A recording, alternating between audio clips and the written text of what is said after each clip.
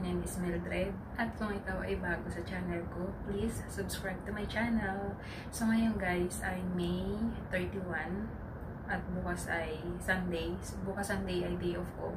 Andito na nga pala ako ngayon sa Hong Kong and ako ay pang 3 weeks na ako dito sa Hong Kong. And kung kumusta naman yung aking amo, okay naman siya, mabait naman, basta susundin mo lang siya at saka yung kanyang ugali ay dapat mong maintindihan, dapat mo siyang, kung ano ba tawag doon, dapat kung ano yung agos, doon magpadala ka lang sa agos, ganun lang, huwag mo siyang kukontrahin. Tapos guys, ang alaga ko dito ay 2 bata, okay naman sila, kaya pa namang utuin.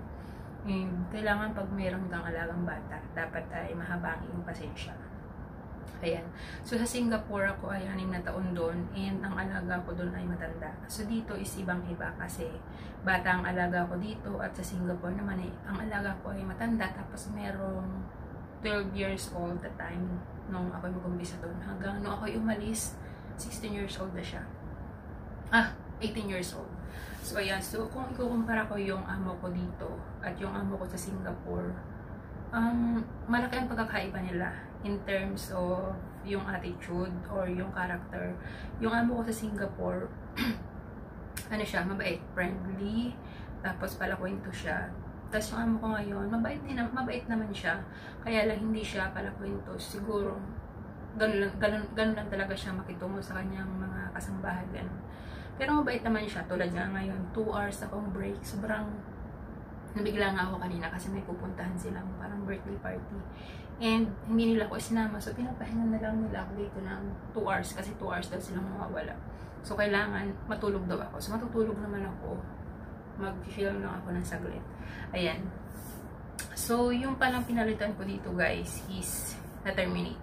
So, medyo kinakabahan ako. Pero wala naman akong dapat ikakabahan dahil binibigay ko naman yung best ko sa pag-aalaga ng bata at saka sa paglilinis ng bahay.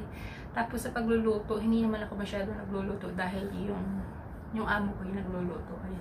Medyo pause ako guys kasi masakit yung lalamunan ko at saka masakit yung ulo ko. Uminom nga ako kanina ng gamot.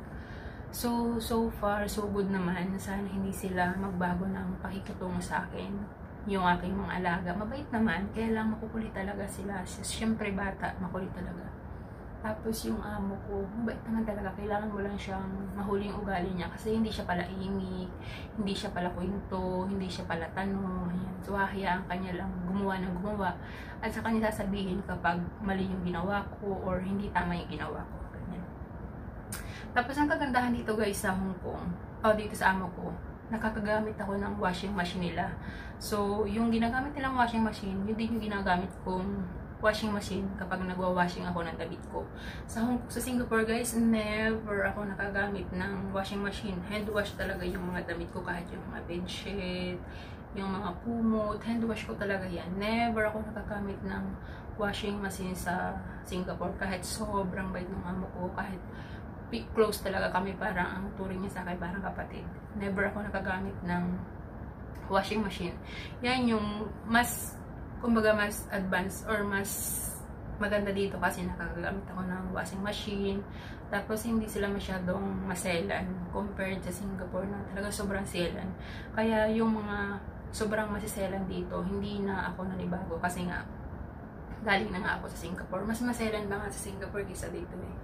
Ayun, tapos yung bahay dito, kasi laki lang din ng bahay sa Singapore kasi meron silang parang garahe. Sa Singapore kasi walang garahe, pero yung laki ng bahay ay magkatulad lang. Ayan, so nanibago lang ako sa pagkain dahil yung amo ko ay Korean. So yung niluluto niya na pagkain ay Korean. Pero masarap naman siya. Okay. Ayan, tapos yung day off dito is every week. Ayan, so weekly ako nagde-day off kahit wala pa akong pera, nagde-day off na ako kasi pinababali naman ako ng amo ko. Ayan, maano naman siya, parehas sila ng amo ko sa Singapore. Pagdating sa pera, hindi sila mahigpit, lalo na kung pinagtrabahuhan mo yun.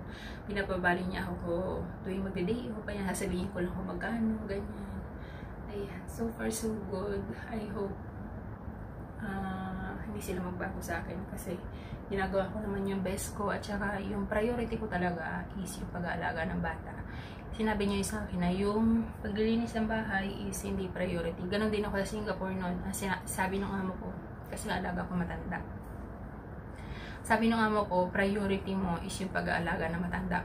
Pero sa tingin ko, mas priority ko yung maglilinis ng bahay, kasi ang ginagawa ko doon, linis ng bahay, palengke, luto. Alam niyo guys, kung tutuusin, mas maluwan yung trabaho ko dito kaysa sa Singapore. Kasi sa Singapore talaga all around ako guys. Dito hindi ako nagpa-plancha. Ewan ko lang. Kasi 3 weeks pa lang ako dito, hindi pa ako nakapag-plancha. Tapos, yun yung kagandahan dito. Hindi ako nagpa-plancha. Tapos yung sa pagluluto, hindi rin naman ako masyadong nagluluto. Kumbaga saing-saing lang. Tapos, hugas-hugas lang ng mga lulutuin, ng mga gulay, ganyan. Kasi yung amo ko yung nagluluto kasi gusto niya yung ihahain doon sa kanyang mga anak ay siya mismo na nagluluto, ganyan. Kumbaga hands-on siya sa mga bata especially. So tulong kami doon sa pag-aalaga ng 2 bata. And ayan, sa kung kukumpara ko talaga, mas maaluan yung trabaho ko dito kaysa sa Singapore. So ang pagkakaiba lang sa Singapore, meron ako doon proper rest talaga. Kumbaga after lunch, meron akong 1 hour break, pwede akong matulog. Tapos, sa hapon, meron akong 30 minutes break, yung coffee break, ganyan. Pero dito naman, pwede rin ako magpahinga, pero wala sa oras. Kung magpagtapos ko na yung gagawin ko, at saka pag yung mga bata ay naggagawa ng assignment, ayan, pwede ako magpahinga. Pero hindi yung, kunwari, kapag 12 o'clock na, or pagkatapos kumain, resting time ko na, hindi ganun guys. Depende yan, depende sa sitwasyon, saka ako makapagpahinga. Ganyan. Tapos, ano pa nga ba yung i-share ko sa inyo? Ito kasi nga amo ko guys is hindi siya sa story building nakatira. Nasa landed house sila. So, ibang-iba yung sa Singapore. Kasi yung sa Singapore nasa building house.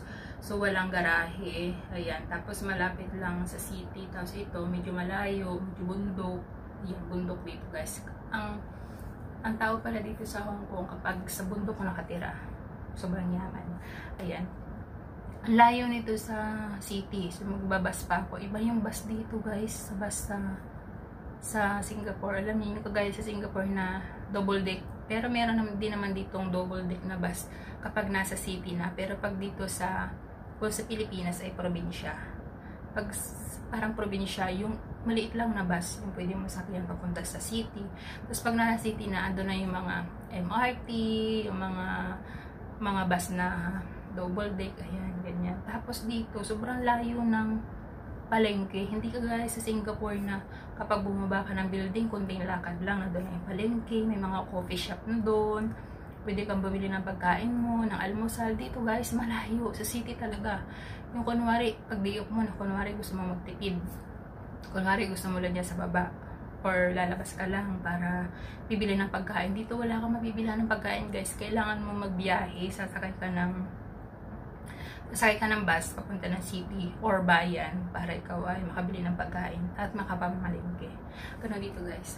So ayan guys, yun lang ang gusto ko i-share ko sa inyo. And yeah, update ko na lang kayo sa mga experience ko dito, and so far so good naman. Ayan, matutulog na ako guys kasi 2 hours break yung binigay nila sa akin, and kailangan kong matulog. Okay, bye!